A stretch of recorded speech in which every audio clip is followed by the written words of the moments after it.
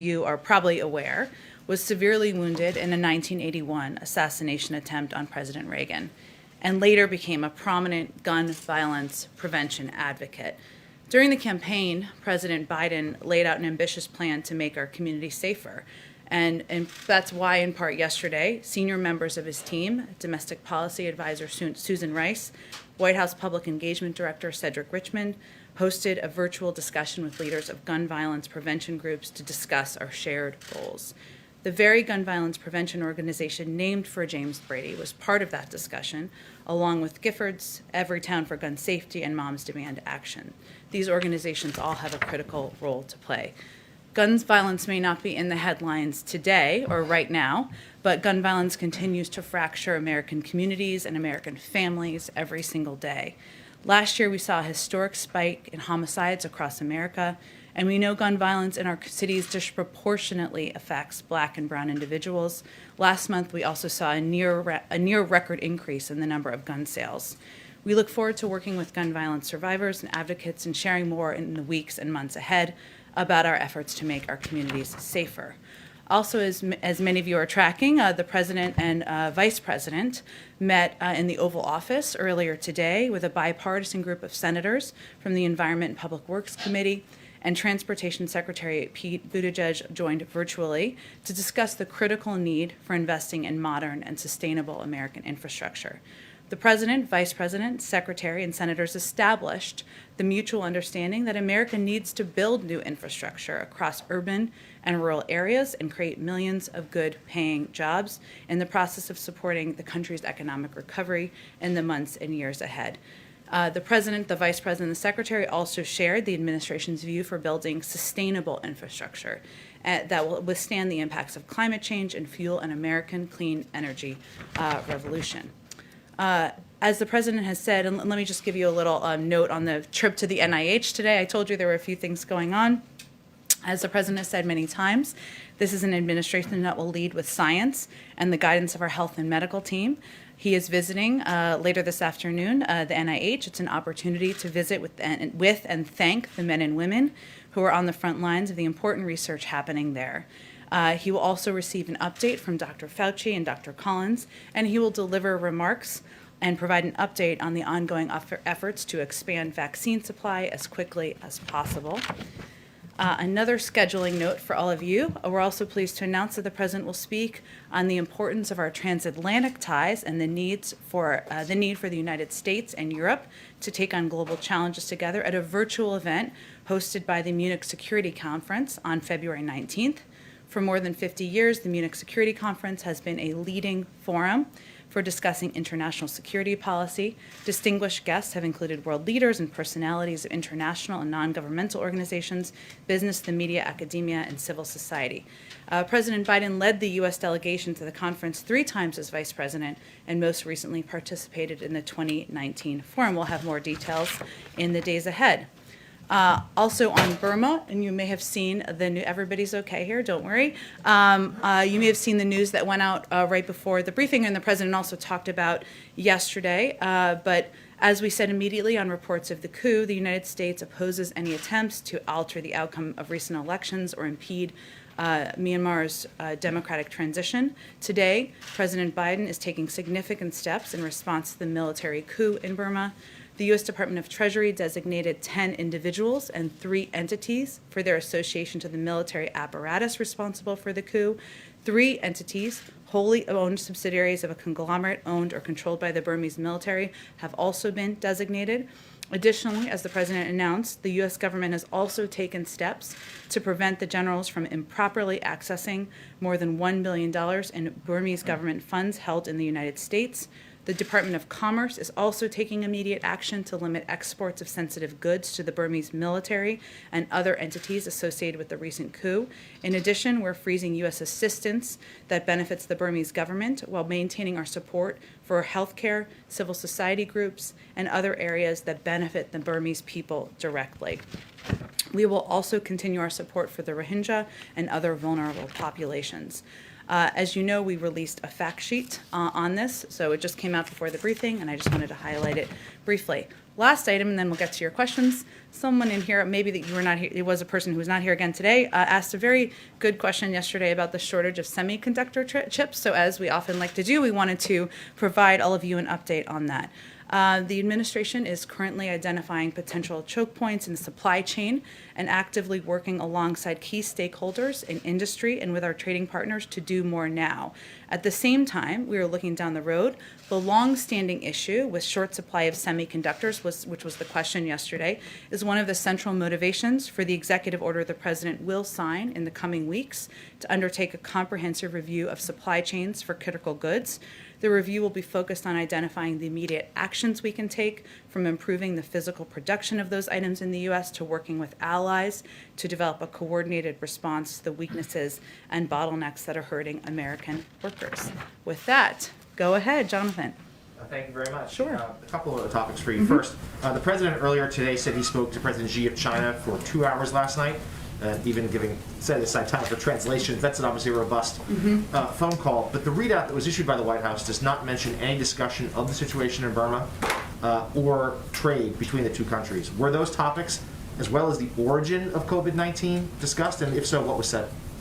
Well, it was a lengthy call, as you noted, and as the president noted this morning, and as modern-day historians can certainly confirm that there are few presidents who came into this job with more of a history on engaging with Chinese leadership. The president's the readout we released last night was also quite robust and comprehensive about the range of issues that were covered during that call. I'm not going to have additional readouts to provide from here, but I can outline for you kind of where we are in the status of our relationship and our efforts as it relates to China. The president wants to lead with a clear and compelling affirmative U.S. policy agenda, take steps to strengthen our own economy. That's something that is a primary focus of his. That means getting the pandemic under control. That means taking steps here to get people back to work. He wants to work with our partners and allies, as you've seen from the readouts we've done from the president's engagement. He wants to take steps across government, as you saw from his visit to the Pentagon yesterday and the review he announced.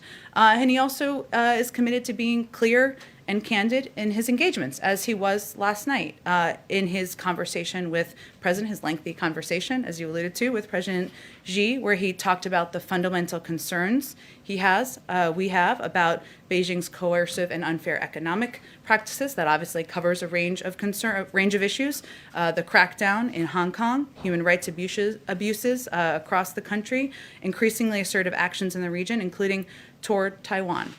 So that was the scope of the conversation. If there's more to provide, I'm happy to check with our national security team, but I just wanted to outline for you, given you gave me the opportunity. What was your second question? On the domestic front, on schools, there's been some confusion as to just what the administration's goals are when it comes to reopening schools.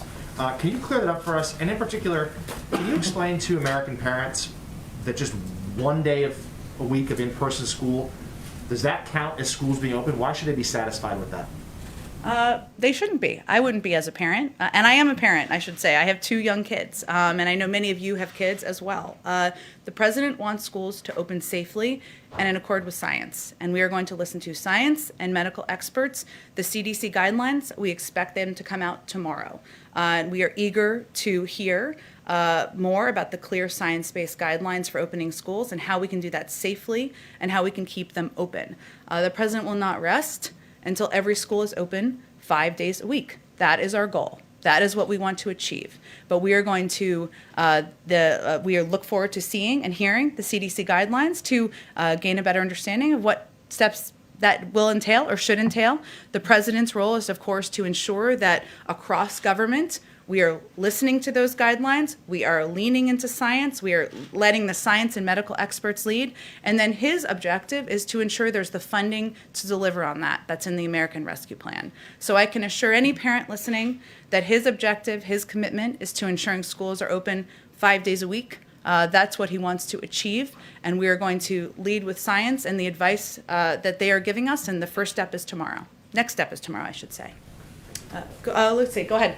I'll come back to you, Kristen. I wanted to go back to the chip issue. I know you mentioned that there's going to be an executive order about reviewing supply chains. Are there going to be specific measures to incentivize companies to set up chip-making plants in the U.S.? or any effort to roll back some of the Trump-era regulations seen as responsible for the supply shortage? Sure.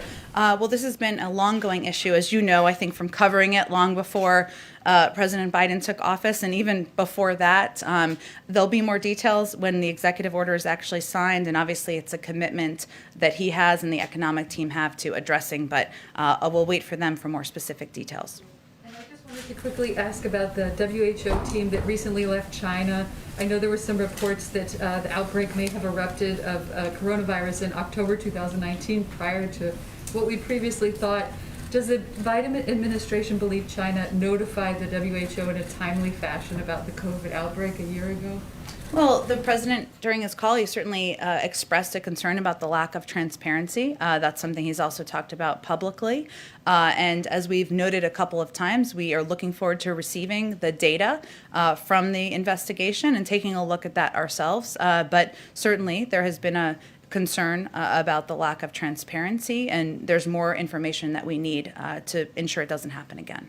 Go ahead, Kristen. Thank you, Jen. President Biden just said in the Oval Office that he thinks some minds may have been changed in the wake of that newly revealed footage. Does the president now think that conviction is a possibility of former President Trump?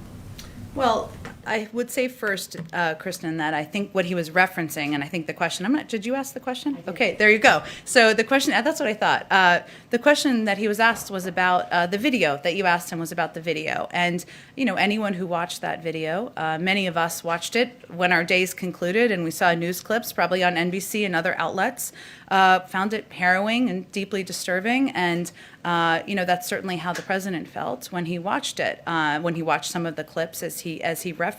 You know, and he was affected by that. And I think what he was reflecting on was that you know, it was just a reminder of what an unprecedented assault, as he said on January 6th, this was on our democracy.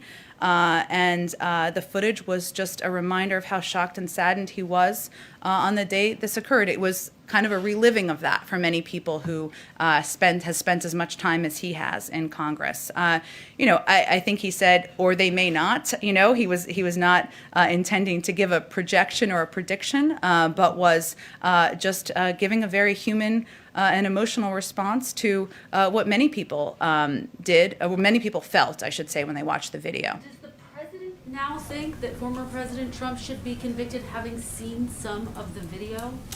Well, Kristen, you know, the president made clear, as he did again this morning when you asked him the question, about the fact that he felt that what happened was an assault on our democracy, that he was shocked and saddened. And again, watching that footage was a reminder of that. But he also knows there's a role for Congress to play and a role for him to play. And his role in this process is to be president of the United States and to govern for all of the American people. Jim, I know he wants to keep the focus on his agenda, but does the president have an obligation to weigh in, given that the whole country is watching what's happening on Capitol Hill?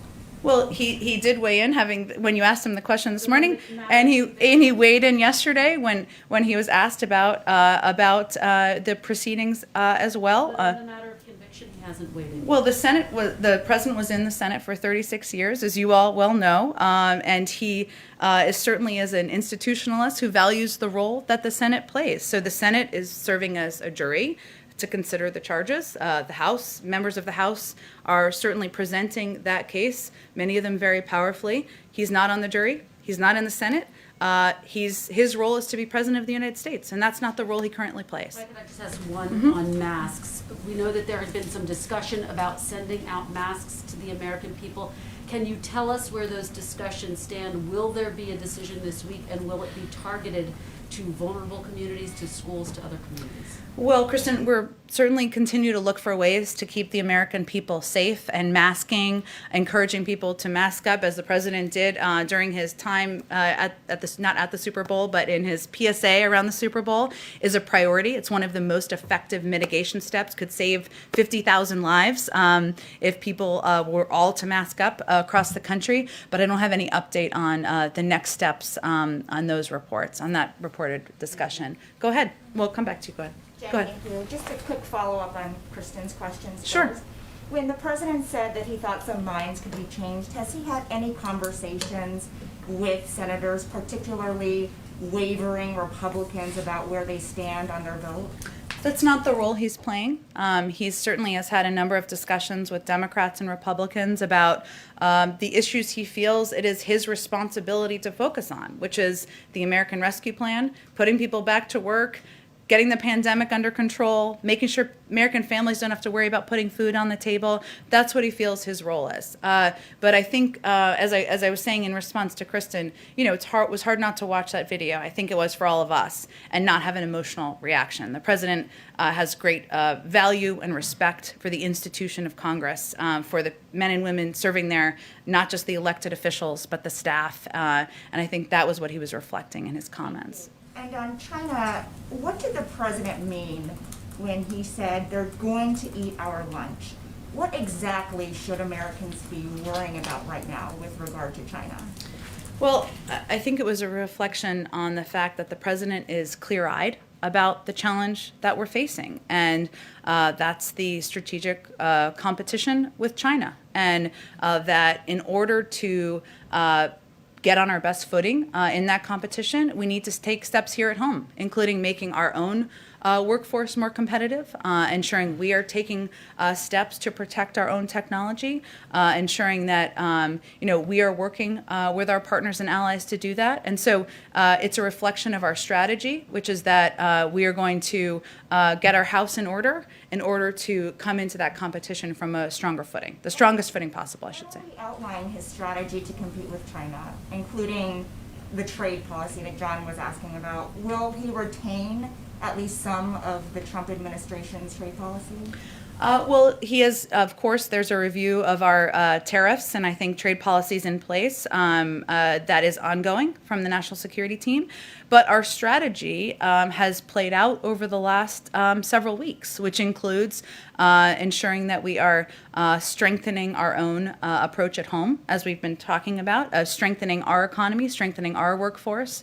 That is how we can compete from a position of strength, working with our partners and allies. And in all of the conversations with Europeans, with allies in the region, China, and the relationship with China has been a pivotal part of those conversations. So that's also part of our strategy. And then also you saw some of it play out yesterday in the review he announced at the Pentagon. So it is currently playing out, but we are not in a rush. And we are 3 weeks in, and our team is taking a very strategic approach to our relationship. Go ahead. Thanks. Oh, I'm sorry. I said I'd go to you first. I'll go to you next. Go ahead. Okay, thanks. I just wanted to ask you about 3 topics. First being the Federal Reserve. Has President Biden spoken yet to Jay Powell, and how does he think the Federal Reserve Chair is doing his job? I don't have any calls to read out. I'm happy to take the question and see if there's any updates on it. Okay, thanks. And then second is, I want to follow up on the semiconductor issue. Given the urgency of this situation, why did the White House decide to conduct this review, which could take months, rather than taking more immediate action? Can you explain the thinking there and why you decided to go with this longer path? Well, I said he's going to sign an executive order soon, so he certainly is taking, we're only 3 weeks in, he's taking pretty quick action.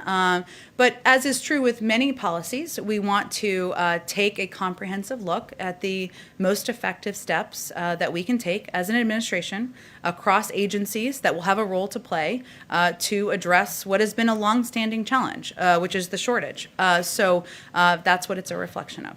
Some of the CEOs of semiconductor companies have asked for tax credits and other kind of stimulus-like items to be included in the Build Back Better plan.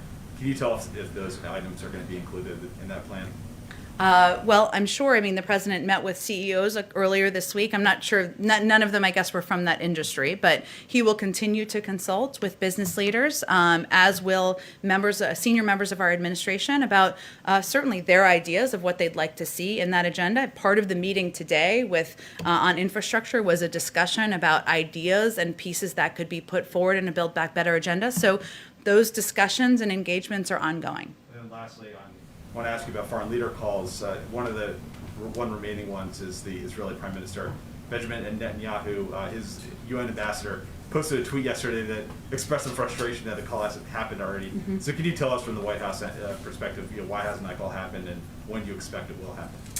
The president looks forward to speaking with Prime Minister Netanyahu. He's obviously somebody that he has a long standing relationship with, and obviously there's a important relationship that the United States has with Israel on the security front and as a key partner in the region. But he'll be talking with him soon. I don't have a specific date or time for you on that call yet. Go ahead. Yeah, I do want to go back to the allegations on Capitol Hill against former President Trump. Mm-hmm. I hear you, the president doesn't want to, that it's not his role to vote in this trial. So setting aside the vote, the House managers laid out this big case. They said that those rioters were there on January 6th in the name of Trump. So is there any doubt in your mind or in the mind of the White House that Donald Trump is singularly responsible for the events that occurred on January 6th, as the managers alleged? Well, I would go back to what the President of the United States said the day of the assault on the Capitol on January 6th, what he said on January 13th when the House voted, when he called it an unprecedented assault on our democracy, when he has expressed concerns many times, repeatedly, even long before January 6th, about President Trump's role in sparking hate, sparking anger, sparking violence in our country. He has certainly not been silent on that issue, and will continue to be outspoken about the need to take steps to address across the country the spreading of hate and hate speech as he sees fit. But what I'm referencing is what his role is in an ongoing Senate trial. He's not a member of the jury.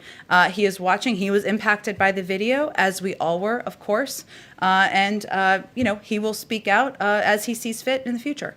When you talk about the future and those next steps, will the impact and the final result in the trial, the vote of this trial, change how he approaches combating extremists going forward, working to build trust and build bridges? I mean, clearly that vote will change some of his next steps when he tries to bring Americans together. Well, I don't think he's waiting for that vote to take action. And the president has asked his team to do a review of domestic violent extremism in the country. That's a review that was announced the first week he took office. And he certainly has been outspoken about the role of hate speech on social media platforms. He's been outspoken about that for certainly some time. And again, he was impacted by the video as a human being. And he is confident in the role that the impeachment managers and others will play. And he will focus on his job, and he expects they will focus on doing theirs. Can I ask a follow-up to the schools question? Sure. We're expecting these new guidelines tomorrow, but we know that a majority of schools are open in some form already, even if it's just for a day or two. So is the president of the White House concerned that some of those schools right now are open but not safe? Well, one of the challenges we have is that the data is not great as it relates to schools that are open or not open, how hybrid learning is impacting kids. One of the things the president asked the Department of Education to do is to do a survey and get a better assessment of what that data looks like and how the learning of the last year has impacted kids. But again, these guidelines, Dr. Walensky and her team at the CDC will present that to the public tomorrow. We look forward to hearing their clear science-based guidelines for opening schools safely and keeping them open. These guidelines are going to be the basis for how our health and medical experts, the incredible leadership at the CDC, our future Secretary of Education, Cardona, will work with school districts around the country to safely reopen. And that's where our focus will be. But the data and the lack of data or effective data is actually a part of the problem. Go ahead in the back. Hi, Jen, thanks. One follow-up on China, and then also a question on behalf of a radio colleague. Sure. First, on the president's comments on China, in the past, he has said that a rising China is a positive thing. And then talking about today, his concern that China could eat our lunch. Is there any middle ground there? Well, I think, are you referencing comments from, was there a specific date you were referencing a comment from? Well, during the campaign, I think he mentioned a couple of times it would be positive to see a rising China. Well, look, I think that the president's view is that we're in a competition with China. And he's clear-eyed about the depth of that challenge. And so the conversation he had with President Xi was certainly a reflection of that, and there were issues raised that reflected our approach, including a passionate statement of the values of the United States and a defense of those values in that conversation as well. That's his view, and it's reflected in our administration policy. And then from a colleague, wondering if there's any update on the president's order to review the threat of domestic violent extremism. And also on that topic, there have been bills proposed in Congress. Is there any particular measure or approach the White House supports already? Well, the review is a 100-day review, so there's not an update on that quite yet. But once we have a conclusion, I'm sure we will reveal the specifics to all of you. And in terms of what the policy steps will be taken, we'll wait for the review to conclude, and then we'll have more to say, or we'll go through a policy process. Go ahead. Thanks, Jen. Does the White House believe it can take executive action to address gun control, or is it going to take a legislative approach? And if it can, if you do believe you can take executive action, why haven't you done so yet? Well, first I will say that, the president addressing gun violence in the country and putting in place additional safety measures is something that the president has a personal commitment to, and his history on this issue is evidence of that. He's obviously taken on the NRA twice and won, and he is happy and eager to do that in the future. Part of our engagement is working with groups to determine what the steps are that can be taken, but I don't have anything to preview for you at this point in terms of what the policy will look like or what form it will take. And just one other one. How much does the president want to spend on an infrastructure package? How much? How much?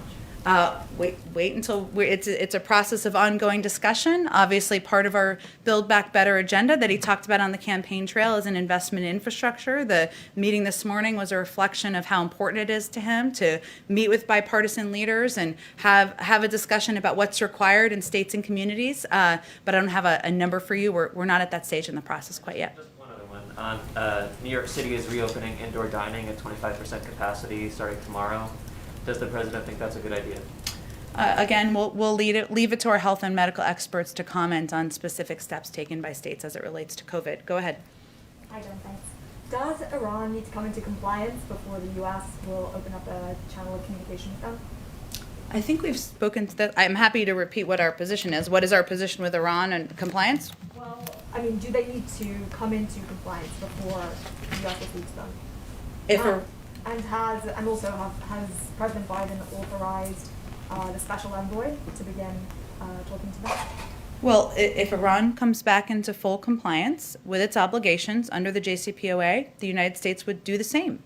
So that is certainly the first step that would be required. Okay, so they need to return to compliance before any conversations will. Well, we are, of course, there are conversations that can happen with partners and allies through the P5+1. There's plenty to do, and but that would be the next step in the process. Go ahead in the back. Thanks, Jen. I have questions on two topics for you, Sure. and then one for a colleague who can't Okay. be here today. The president just started a task force, and part of its goal is to reunite the, I believe, 545 families that were separated under the prior zero tolerance policy. I'm wondering if you have any update on a timeline there, how many families have been reunited, and if not, if you can commit to providing us continuous updates on that front. Sure. Well, you're talking about the reunification task force, I believe, just for everybody else's clarity, that we announced last week or the week before. It will be overseen by the Secretary of Homeland Security. As a part of that commitment, we committed to a report coming from the Department of Homeland Security at the 120-day mark when they've had some time to get the work underway. Certainly we hope to have Secretary Mayorkas, now that he's confirmed, come here to the briefing room and certainly talk about the work that they're doing, the important work they're doing. But it's a 100-day update, and then it will be 60 days after that. So we are absolutely committed to providing you updates. Thanks very much. And then on the schools front, you talked about how a lack of data is a problem. And it's my understanding that we don't even have definitive data nationally on the numbers of teachers who've gotten sick or pass away as a result of the coronavirus. Has the Department of Education managed to get definitive data on this front? And if we don't know that, how do we proceed with the reopening plan? I would have to ask, right? I would defer you to the Department of Education. I'm also happy to check and see if that's data that we have access to. But as I noted in response to the good question up here, it is a challenge because it is hard to determine how students are being impacted, what steps need to be taken, how it's impacted this next generation of kids learning without that data. So there is an ongoing survey that the Department of Education is conducting now, but I can check for you or connect you directly with the right people over there to give you more of an overview of that. Thank you. And then this one is from Brian O'Donovan, our colleague with RTE News in Ireland. And he asks... I have a special place in my heart for the Irish. But. Well, I think you're going to like this question. Okay. He says, the Taoiseach said today that he will visit the White House next month for the traditional St. Patrick's Day celebrations if he's invited by President Biden. Does the White House plan to issue such an invitation, or will this event be canceled because of the pandemic?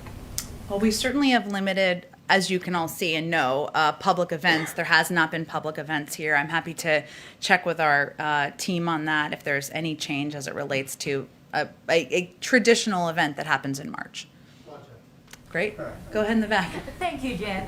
Yesterday you said from the podium that the vast majority of people are being turned away at the border, but that doesn't seem to square away with the reality of what we're seeing, especially the Texas border, where we at Univision are reporting on hundreds of people being not only detained but released into the interior of the country day in and day out. We've been reporting on this for about 2 weeks now, on the hundreds of people being released right away. So where is the disconnect of your messaging versus what's happening and what's actually happening across the border? Sure. Well, I would certainly refer you to DHS and CBP for specific numbers, which they would be more equipped to provide. But what I was referring to was the data of how many people versus how many people are coming into the country. And as I mentioned yesterday or the day before, it is the vast majority are turned away at the border.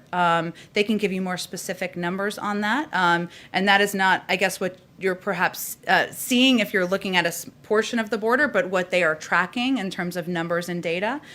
This is why we continue to convey that this is not the time to come. The president is committed to putting in place, in partnership with our Department of Homeland Security, a moral and a humane process for processing people at the border, but that capacity is limited right now, and it means we're just not equipped to process people at the pace that we would like to do.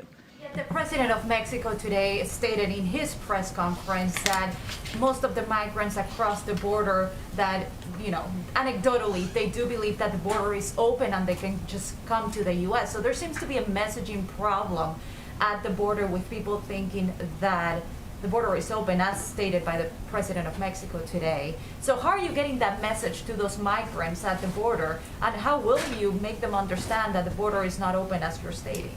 Well, we're looking for every opportunity we can, of course, from the president to the Secretary of Homeland Security to the Secretary of State, to communicate where we stand, which is that the president, our entire administration, are committed to digging out of the immoral approach to immigration of the prior administration. But it is going to take some time, and we need to put in place not only a comprehensive approach to immigration by passing a law that will help address the root causes that in the countries that are leading people to come to the try to come to the United States, that puts funds smart security at the border, that provides a pathway to citizenship. But we also need some time to review all of the detrimental steps that were put in place by the prior administration, so that we can put a more humane system in place. But are you concerned in any way that as people are seeing the images of migrants being released into the interior, they just get encouraged to come to the U.S., try and cross illegally so that they have the same luck of just being released? Well, of course we're concerned, because we don't want people to put themselves at danger at a time where it is not the right time to come. Because we've not had time to put in place a humane and moral system and process. We want to treat people with care. Of course, when they're unaccompanied children, that is a different circumstance, and certainly one that we handle carefully, and those individuals are transferred into HHS care. But we use every opportunity to convey that while we have goals of what we want to put in place, we have not had the time or ability to do that quite yet. I think I'm gonna have to just move on just so I get to everybody, okay? Go ahead. The Miami Herald reported yesterday that the Biden administration is considering travel restrictions on states like Florida, to help stop the spread of the coronavirus. Can you rule that out, or is that, on, as they say, on the table? Well, I've seen those reports. We are always considering what steps are necessary to keep the American people safe, but we are not currently in the process of no decisions have been made around additional public health measures that would delay or would change, I should say, domestic travel considerations. And regarding the domestic travel, also going back to the border, does the president support leaving the southern border open to migrants even before he would even consider this idea of domestic travel restrictions? Well, the border is not open. We are. Well, there are several reports of migrants crossing the border, and several local Texas health officials have expressed concerns that there are migrants coming over the border who have not been tested by the authorities. Well, let me reiterate what I've done in here. I know different people are in here different days, so I'm certainly happy to do it again. First, the majority of people who come to the border are turned away, and we are enforcing our laws at the border, but we are also doing it or attempting to do it in a humane way. And so this is not, again, the time to come. We have, of course, I would refer you to DHS and CBP, who can outline more specifics. But when long-term holding solutions are impossible due to COVID-19 capacity limitations or other reasons, some migrants are processed for removal, provided a notice to appear, and wait within the U.S. to await an immigration hearing. These have been incredibly narrow and limited circumstances in which they've happened recently. And I'd certainly send you to the Department of Homeland Security for more specifics and numbers and data, which they're just more equipped to provide. Would you agree that it's humane to sort of institute mandatory testing for these migrants that are being released? Again, I would send you to them to give more outlines of the numbers and the specifics of what actions are taken at the border, and I'm sure they're happy to answer your questions. And just to follow up, the president spoke with the president of China, Xi Jinping, and said that he addressed the human rights abuses. Does the president support American companies doing business in China to express the same reservations about those abuses? I'm sorry, can you tell me a little bit more about your question? All right. So the president was happy to bring up the problems with China and human rights. And does the president support American companies doing business in China? Does he support them doing the same thing as they do business in China? Does he support them speaking out about human rights abuses? Or Yes, human rights abuses in China. Oh. There's been some reluctance by American companies to address this issue because they're doing business in China. Does the president support that? The president's been outspoken, as he was in his conversation with the president of China about American values. He also made a point of conveying to President Xi that overturning the Muslim ban was one of the first steps that he took as president. So he is leading by example, and I will leave it at that. Okay. Would he want to lead by example for American companies? Should he start that same message for American companies? He's the president of the United States. He's conveying what he feels our values are, and he conveys that to anyone he has conversations with, whether it's publicly or privately, to companies or to leaders of other countries. Go ahead. I know you said that a vast majority of immigrants right now are being turned away, but do you have examples of who isn't being turned away? I know you mentioned children. Are there any other sort of cases that you're looking into?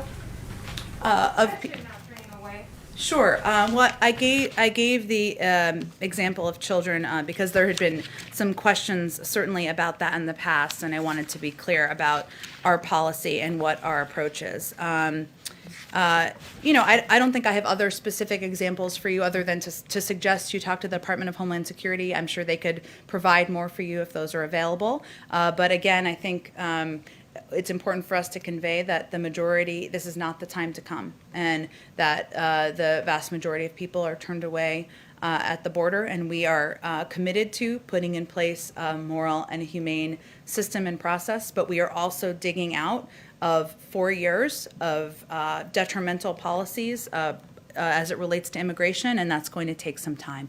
Go ahead in the back. Thank you, Jen. I have 2 questions, maybe 3 if you allow. Okay.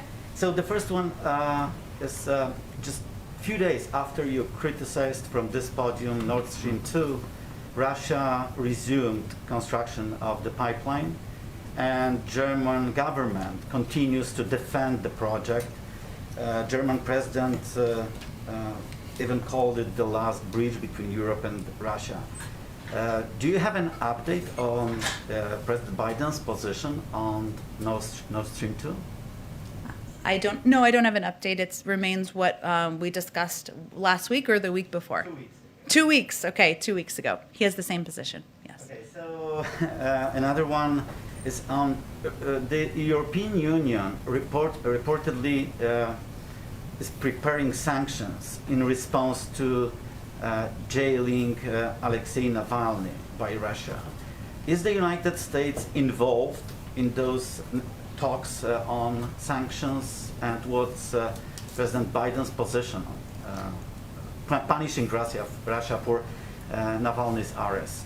Well, there is an ongoing review that has been tasked to the national security team of the problematic actions of Russians, including the poisoning of Alexei Navalny. And the President of the United States reiterated that focus and his concerns about that, as well as the SolarWinds breach, reports of engagement in the 2020 election, and of course, bounties on the heads of U.S. troops when he spoke with President Putin. And in our engagements, his engagements and engagements at all levels with our European partners, certainly the issue of coordination and working together as it relates to the problematic actions of Russia is a topic of conversation. But that review is ongoing as it relates to our U.S. policy, so we'll wait for it to conclude before making any policy announcements. But I'm talking about Navalny's jailing, not poisoning. What do you want to know about this? What kind of review you need to know that he's in jail? Well, we have been outspoken about that. It's been raised directly with the Russians, of course, as we've read out from here, from the State Department, from many components of our government. What I was referring to or trying to answer was your question about sanctions, which is that we have an ongoing review and process about our policies, what steps will be taken. Of course, the President reserves the right to respond in any manner and any timeline of his choosing, but that review is ongoing and has not concluded yet. If I can. Go ahead. President Biden called many world leaders, including leaders of Germany and France. How the president sees U.S. relations with Central and Eastern Europe, including Poland? How does he see the relationship? Yeah, the future of these relations. Well, the president has only made, of course, not an unlimited number of calls, as was noted earlier in the briefing, and there will be more calls ahead in terms of the specific priorities as it relates to our relationship with Poland. I'm happy to connect you with someone more directly to discuss that. Go ahead in the back. Yes, there's been a lot of concerns about recent postal delays, and I know the president campaigned on improving the postal service. Does he want to see the removal of Postmaster General Louis DeJoy, and is he doing anything to make that happen? Well, as I understand the process, it can only be done by the board members, and there are 4 openings or 4 vacancies at this point in time, so those would need to be filled and addressed, but they're the individuals who would have a role in determining the future of Mr. DeJoy. Is that something that he would be interested in, making a priority as the board is selected? Naming the member of the boards? Naming members who want to see a new Postmaster General? I don't have any personnel announcements or specifics of the determinations of the I should say the factors that are playing into those decisions, but the president stands by his concerns about what happened last fall and improvements he's like to see at the post office. Postal Service. Thank you, everyone.